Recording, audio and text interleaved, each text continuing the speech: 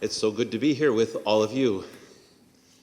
My name is Father Gregory Abbott once again, and I want to thank Father Bodine and also Father Hedman for welcoming me so graciously.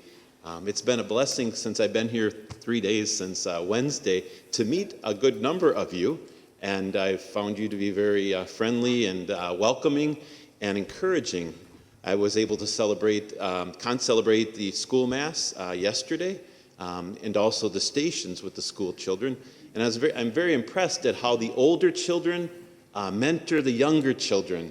I was sitting over here and I was kind of watching an older student kind of coaxing a younger student to not lean so much on the pew in front and kind of stand up straight and kind of pay attention. And I thought, what a great experience that is for the older student to be a mentor, to be a leader, and the younger student to learn how to be in church and how to pray and pay attention. And then I was able to be Wednesday night at Faith Formation, where I saw the Faith Formation staff working with the great volunteers. And I was able to be with Father Bodine as he gave a First Communion talk to the parents. And I told him after the talk, I said, that was a great talk. That was a great talk, Father. It was wonderful how he brought in good examples and how he kind of explained things in a way that they could understand how the Eucharist is unique for us as Catholics and how we understand it, and how other Christian denominations have the Eucharist, but their understanding of it is different. And sometimes we kind of might think everything's kind of the same, but he did a wonderful job with that. And I certainly was able to meet the staff and talk with a lot of them, and they were beautifully engaging and beautifully helpful. And you know, I was so impressed with the volunteer office angels. Is that what you call them? Volunteer office angels. They sit up in front every day of the week, and they're a smiling, greeting face to all who come as guests. And of course, last night, the fish fry, I had to start with the guys out back because that's where the fish come from. I had to talk with them, and one of them was telling me about how he ice fishes and spears the fish and whatnot. It sounded very interesting. But it was great to be there. So I'm happy to be here. And I want to say to begin with that I have a connection with St. Peter's that goes back a long way. For some of you who have been here for many years, it was back in the early 70s. And my aunt was here as a school teacher of Notre Dame, Sister Darlene Abbott. And as a matter of fact, I have a photo of me and my family, my dad and my mom and my 3 older brothers, where the convent is. And we're sitting in front, the front entryway. And there I am. And so we'll put that up on the bulletin so you could see that. So that's my little connection with St. Peter's here in Forest Lake. I would like to weave a little bit of my story in with the reading here today, the gospel reading. And in the Bible, the mountain, as many of us know, is a place of encounter with God, in communion with God, which leads to something else, which leads to mission. So encounter with God, communion with God that leads to mission. So 3 examples from the Bible.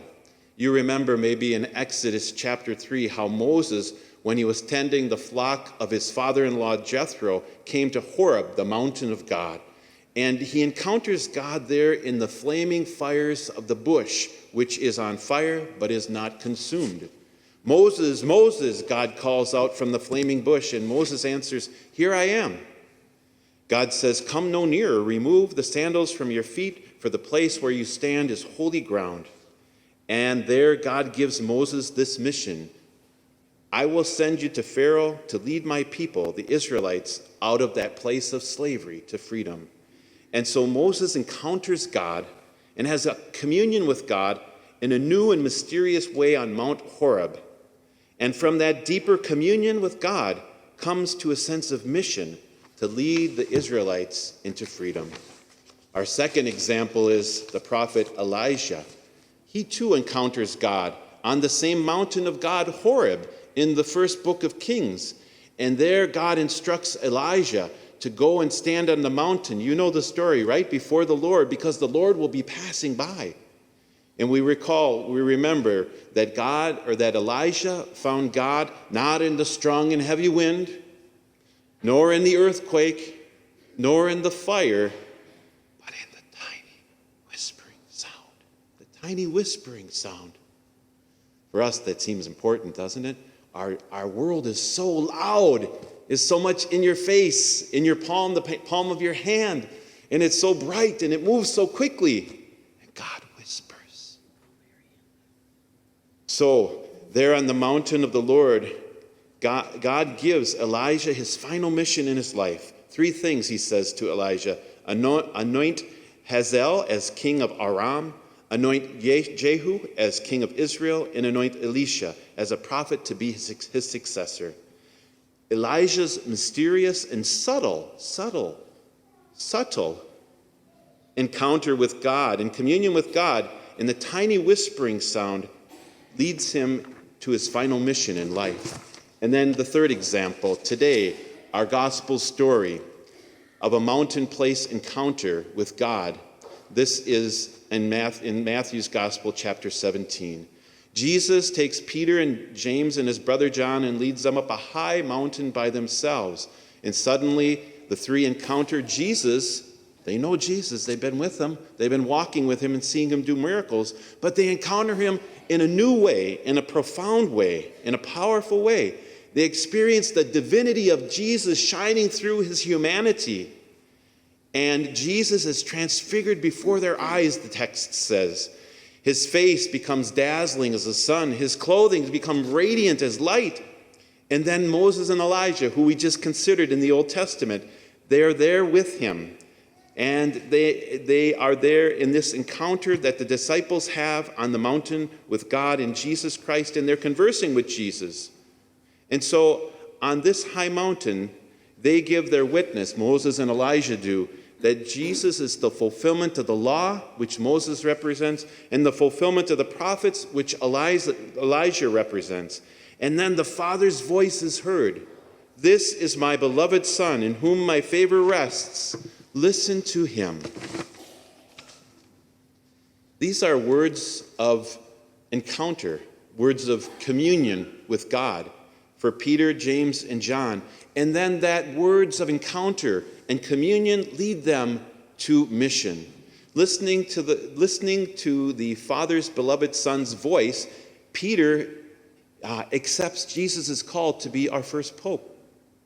Listening to the Father's beloved Son's voice, John is brave enough to stand with the women and Mary at the foot of the cross in the terrible agony that Jesus experiences in his crucifixion. And John also speaks about the divinity of Christ, which he experienced there on that mountain in his gospel and in his epistles. And then finally, James, listening to the voice of the Father's beloved Son, this led him to be the first apostle to imitate Jesus in being martyred. And so a question comes up for all of us. Is there a place, a mountain, where you encountered or where you encounter God in a real and a new way in your life? I think it's so important for us to be aware of those moments in our lives, hopefully, where we had a mountaintop experience maybe. Maybe we have that mountaintop experience now. And it may be very subtle. It doesn't have to be an earthquake. It doesn't have to be lightning bolts.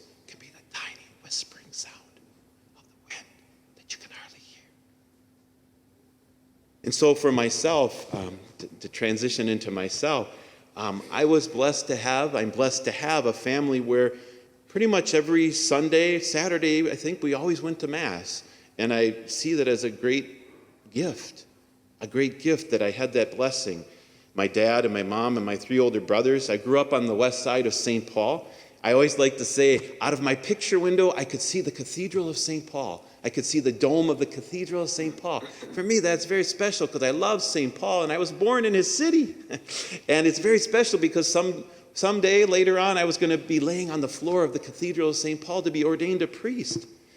And I remember going to Mass, even with my dad. My dad passed away when I was just 5 years old, but I still remember going to Mass with Dad. Thank you, Dad, for giving me the example of being there. A lot of times it's just moms who are there, and that's beautiful. Thank you, mothers. We so certainly need fathers as well to be at Mass and to be examples. I also grew up in the Maronite Rite. My father's Lebanese, and so it's an Eastern Rite church in the Catholic Church. And in that Eastern Rite church on the Lower West Side at Holy Family, I loved to serve. We always had incense, and I loved to serve at that Mass. High school into early college years, I started to feel drawn to come to Mass a little bit early. I was a weird teenager. Come to Mass early, and I would read the readings before Mass. And sometimes I would stay after Mass, and I would go to the altar. At that time, there wasn't really adoration chapels, as we're blessed to have. The altar of the chapel of repose, and I would pray. There was something that was subtle that was drawing me there. I couldn't put words on it, but there was a mysterious, quiet voice, maybe a whispering voice of God, calling me to Mass and calling me to adoration, or adoring our Lord in the tabernacle. And so I said to the parish priest at St. Matthew's, how can I believe that that's really Jesus in the Eucharist? That looks like bread to me. And I don't remember his response. He just said it takes time. It takes time. So I struggled to believe that was Jesus in the Eucharist. And in college, I got involved in St. Paul's Outreach. Some of you may know of that. And also the Community of Christ the Redeemer, a lay charismatic community. And I lived near St. Mark's near the University of Minnesota in my last year, where I went to school at the University of Minnesota. And I felt drawn to St. Mark's Church in the evening. And nobody was there. And I would go and it would be dark. The church was open. And I'd come and kneel here. And it was dark except I could see the candle with the tabernacle. And I started to sense that somebody was there, even though nobody was there. And I would look at Jesus and I would talk to Jesus in the tabernacle. From the place of that going to Sunday Mass, in the place of my encounter and in communion with Christ at that church at St. Mark's, in the presence of the Blessed Sacrament and the tabernacle, came a sense of communion to me. I felt God was calling me to some mission. Was it to be a priest? Well, I went and talked to somebody who was going into the seminary, and he says, well, what do you think priests do? And I says, well, they celebrate Mass and they hear confession. And he says, yep. He says, and they are in charge of the church, and they have administrative duties and organizational duties, and they go to meetings, and that ain't me. That's what I said. I said, well, I'm at peace because that's not me. But I don't feel called to be married. And so maybe, God, you're calling me to be a religious brother.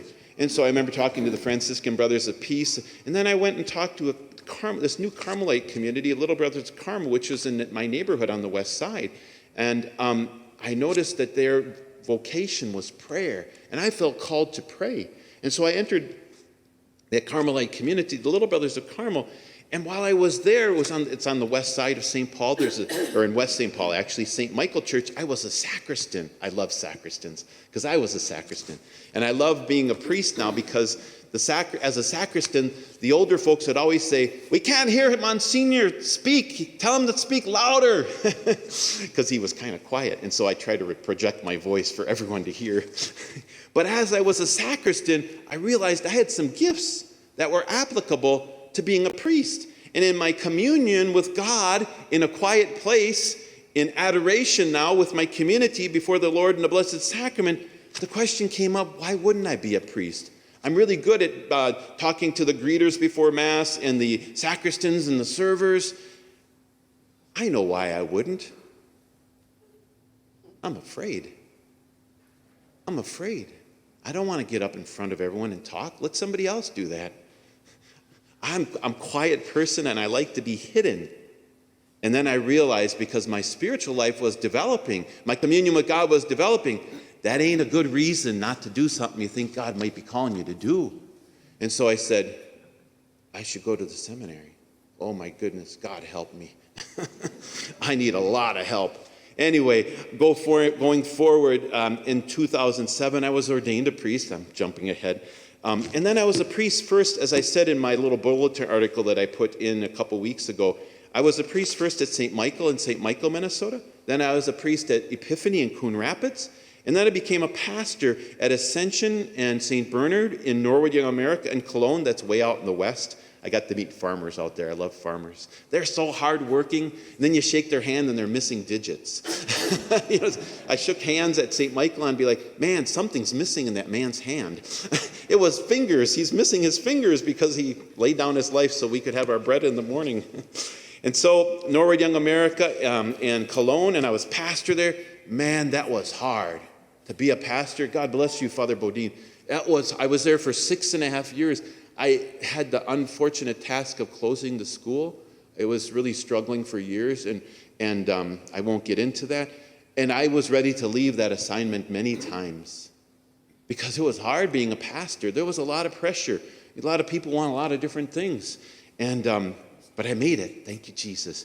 And then I always wanted to be a chaplain. I've had 3 heart operations. I didn't get into that. I was born with tetralogy of Fallot, which is some things that are wrong with the heart. And so I'd always put down on my fall survey with the archdiocese, someday I think I'll be a chaplain in the hospital. And so it happened after I just renewed my term at Ascension in St. Bernard, and I'd been there for 6 years, and I was going to be there for longer. The Archbishop, his representative called me and said, we need a chaplain at the University of the Minnesota Medical Center. And so I was like, that's me. Okay, I don't want to leave, though. I love these people. My heart kind of was torn in two, and I left because I felt God was calling me always to be a chaplain. And so I went, and I was a chaplain only for 15 months. You see, when when you have a deep encounter and you have deep communion with God in prayer, in that place of prayer, you never know what he might call you to. And I thought I was going to be there a long time. And so COVID came along, right? We all know about that. And I was like, well, to my supervisor, I want to go and anoint people who are dying of COVID. And he said, well, you said your doctor is telling you shouldn't really be around people who have COVID because of your heart condition. I was like, well, God takes me, right? I'm doing what I'm supposed to do. But then he said, you have to get the Archbishop's permission. And the Archbishop went, whew, he gave me the hook. I think he wanted me to be around a little bit longer. And so there I was, gone. I want to go see more patients, and I'm gone. And so then I went to St. Dominic and Annunciation in Northfield.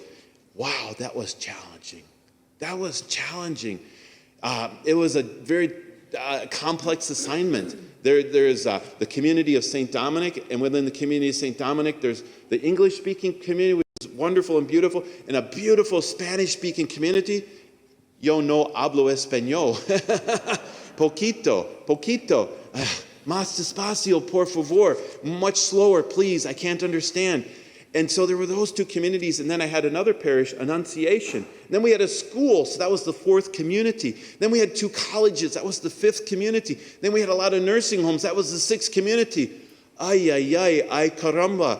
I was overwhelmed, and I was feeling very much stress. And so painfully, after 2.5 years there, I painfully told the people 4 things. I said, I can't remember the first one now. I've come through prayer to discern that God is calling me to leave here.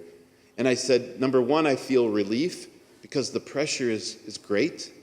Number 2, I feel very sad and painful because I love you and I love to be with you. And now I have to leave.